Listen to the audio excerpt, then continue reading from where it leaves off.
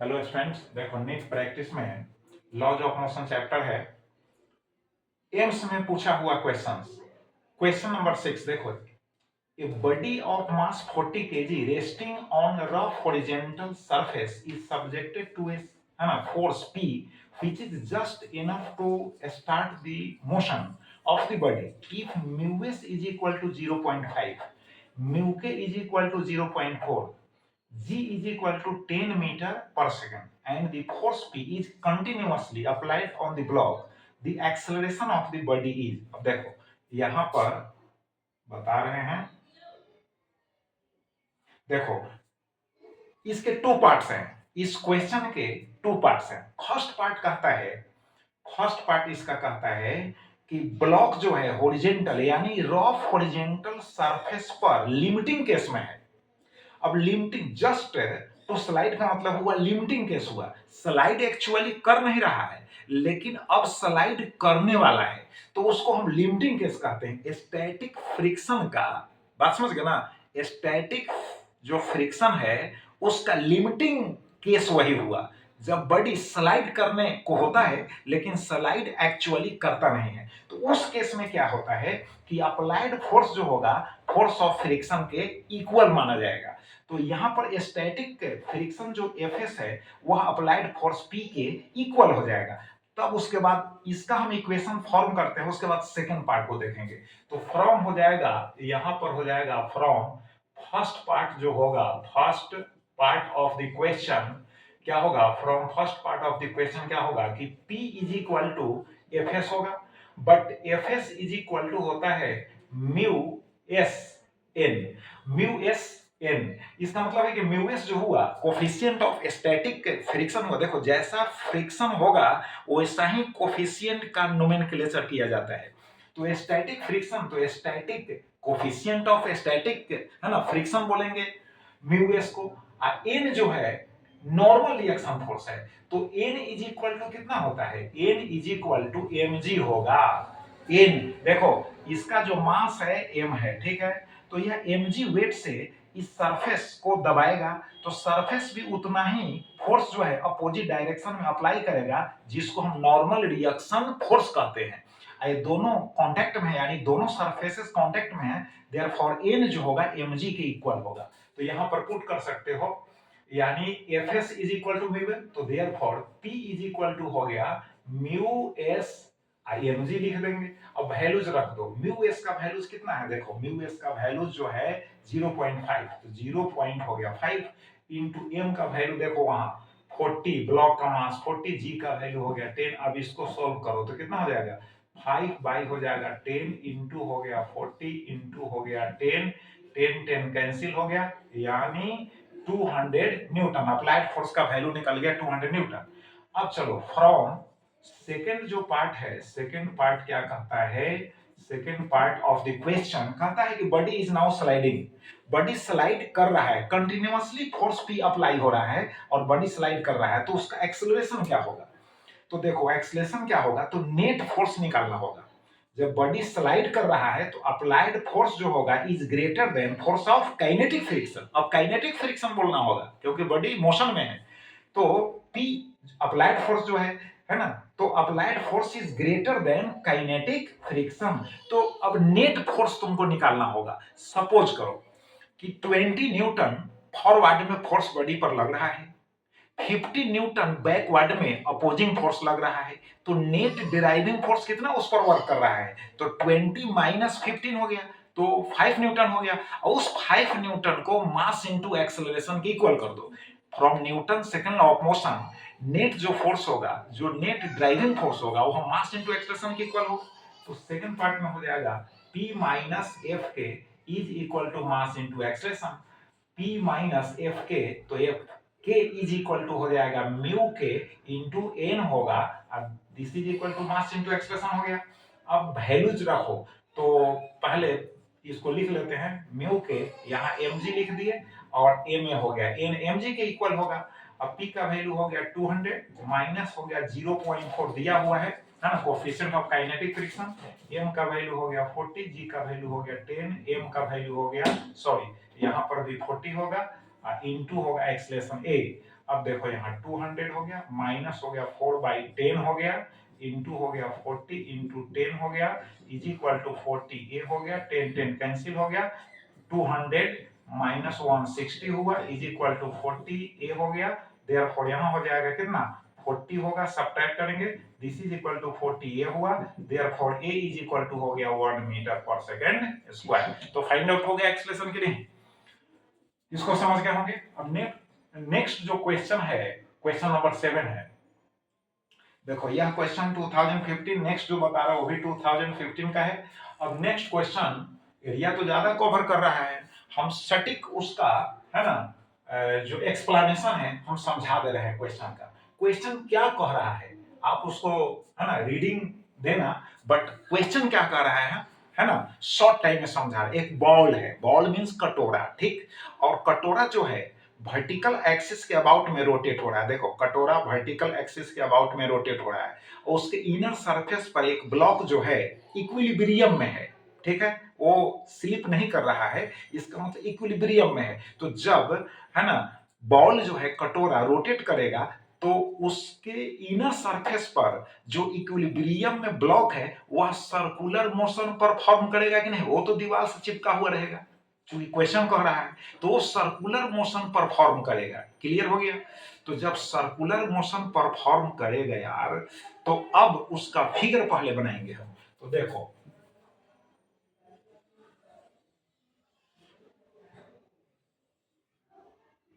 यह हो गया बॉल, वर्टिकल जो एक्सिस है ये हो गया, वर्टिकल एक्सिस हो गया, यह सेंटर हो गया, यहां पर जो है ब्लॉक है, सपोज करो यहां पर ब्लॉक है, ठीक।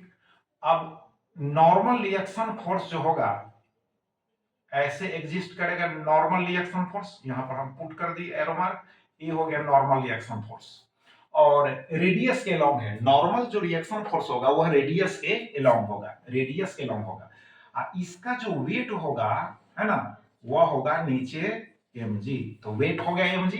अब नॉर्मल रिएक्शन वर्टिकल के साथ जो एंगल सबटेंड कर रहा है वो एंगल कितना है थीटा, अकॉर्डिंग टू क्वेश्चन कह रहा है कि ये जो है नॉर्मल रिएक्शन जो है रेडियस के अलोंग, यानी उसमें तो रेडियस ही कह रहा है, तो रेडियस के अलोंग ही ना नॉर्मल रिएक्शन होगा, क्योंकि जैसे देखो जिस पोजीशन में है वैसे ही इसको प्रेस करेगा, तो नॉर्मल रिएक्शन उसके दीवार से जो है ना रेडियस के अलोंग मिलेगा। अब देखो तो नॉर्मल रिएक्शन वर्टिकल से थीटा एंगल सबटेंड कर रहा है, तो इसको रिजोल्व करेंगे तो ये कंपोनेंट जो होगा इस डायरेक्शन में होगा, वह कितना होगा, तो एंगल पहले समझ लो, यह जो एंगल होगा यह भी तो थीटा होगा, चूंकि यह थीटा है तो यह भी थीटा होगा, ये पैरेलल है। तो अब यह जो है वर्टिकल जो एक्सिस है ना, इस एरो मार्क के क्या है पैरेलल है, तो अब ये हो जाएगा एन कॉस थीटा। अब देखो एन साइन थीटा जो होगा, एन साइन थीटा इसके सर्कल के रेडियस के अलोंग होगा, यानी जो ब्लॉक है वो तो सर्कल में ना घूम रहा है, तो सर्कल का जो रेडियस होगा, मान लो कि यह पॉइंट पी हो गया, यह ओ डैश हो गया, तो पी ओ डैश इसका रेडियस हुआ, किसका, सर्कल का रेडियस हुआ, बात समझ गए, पी ओ डैश सर्कल का रेडियस हुआ, इसी के अलोंग जो है इस एन का नॉर्मल रिएक्शन फोर्स का एक कंपोनेंट होगा एन साइन थीटा। अब क्लियर हो गया, N sine theta normal reaction force का कंपोनेंट हो गया। अब समझो N sine theta, N sine theta का वैल्यू क्या होगा, बात समझ में आ रही है, एन साइन थीटा का वैल्यू क्या होगा, तो देखो पहले अब हो जाएगा N is equal to normal, normal होगा रिएक्शन फोर्स होगा, रिएक्शन फोर्स होगा, ठीक है। अब रिजोल्व किए, तो रिजोल्व किए तो एन साइन थीटा जो होगा, N sine theta is equal to N sine theta force है यार, तो यह चूंकि है ना सर्कल के सेंटर की ओर वर्क कर रहा है, सर्कल के सेंटर की ओर वर्क कर रहा है, तो सेंटर की ओर जो वर्क कर रहा है फोर्स, वह फोर्स कहलाएगा सेंट्रीपिटल फोर्स। अगर कोई बड़ी सर्कल में घूम रहा है, अगर कोई बड़ी सर्कल में कांस्टेंट वेलोसिटी से घूम रहा है, तो उसके सेंटर की ओर जो फोर्स वर्क करता है उसको हम सेंट्रीपिटल फोर्स कहते हैं, और उसका वैल्यू mv² बाई आर भी होता है, फिर एम आर ओमेगा स्क्वायर भी होता है। तो यहां पर हम यूज करेंगे एम आर ओमेगा स्क्वायर, क्योंकि एंगुलर स्पीड यहां फाइंड आउट करना है। तो एंगुलर स्पीड यहां पर इंडिकेट भी कर रहे हैं कि रोटेट कर रहा है बॉल एंगुलर स्पीड ओमेगा से। ओमेगा एंगुलर स्पीड क्या हुआ, ओमेगा। तो यहां लिखेंगे एम हो गया मास किसका, इस ब्लॉक का, इस ब्लॉक का मास हो गया एम। आर, तो आर का मतलब ये हो गया पी ओ डैश। तो पी ओ डैश निकालोगे तो कैसे निकालोगे, पी ओ डैश यहां पर हम लिखेंगे रेडियस हो जाएगा इसका पी ओ डैश, और उसके बाद लिखेंगे ओमेगा स्क्वायर। तो अब पी ओ डैश कैसे निकालेंगे, तो देखो इस रेडियस को कैसे निकालेंगे, ये रेडियस तो बॉल का ना दिया हुआ है, स्मॉल आर बॉल का दिया है। तो देखो एक राइट ट्रायंगल फॉर्म हो रहा है, ठीक, अक्यूट एंगल यहाँ थीटा है। तो देखो हमको निकालना है इसको, तो ये परपेंडिकुलर हो जाएगा इसके सामने का, तो P बाई एच हो जाएगा is equal to sine theta. तो हम यहाँ लिखते हैं इन राइट ट्रायंगल हो जाएगा, यानी हो जाएगा कितना, कौन सा होगा, P O dash O, P O dash O in right triangle हो जाएगा पी ओ डैश ओ।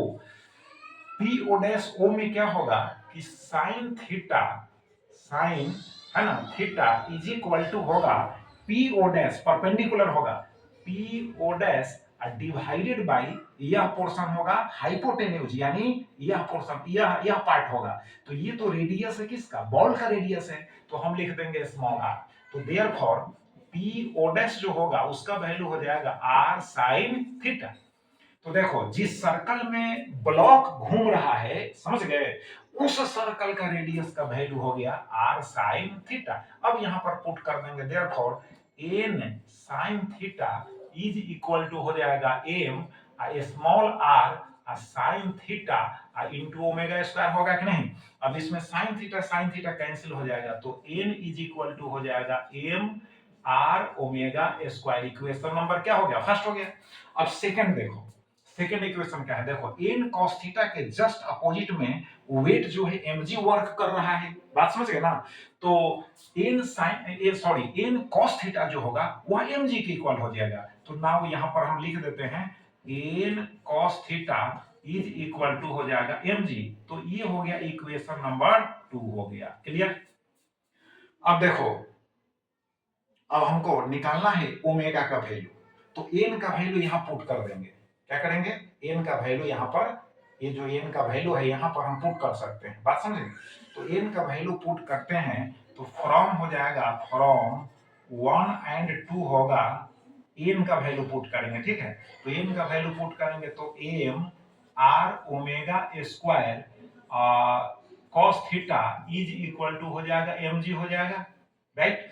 अब उसके बाद जो होगा ओमेगा, एम एम तो कैंसिल हो जाएगा, देख लो एम एम कैंसिल हो जाएगा, तो omega square is equal to हो जाएगा G upon R cos theta होगा। तो therefore omega is equal to होगा अंडर रूट जी, अब बाई हो जाएगा आर कॉस थीटा। तो ओमेगा दैट इज एंगुलर जो स्पीड है बॉल का वह फाइंड आउट हो गया। तो देखते हैं अब ऑप्शंस में, omega is equal to root over g by r cos theta है, g by r cos theta, g by r cos theta. देखो डी जो ऑप्शन है omega is equal to root over g by r cos theta same है, तो चलो option B जो होगा correct होगा, बात समझ गए। तो इंटरेस्टिंग क्वेश्चन है, इसको प्रैक्टिस कीजिए, फिर नेक्स्ट वीडियो मिलेंगे, थैंक यू।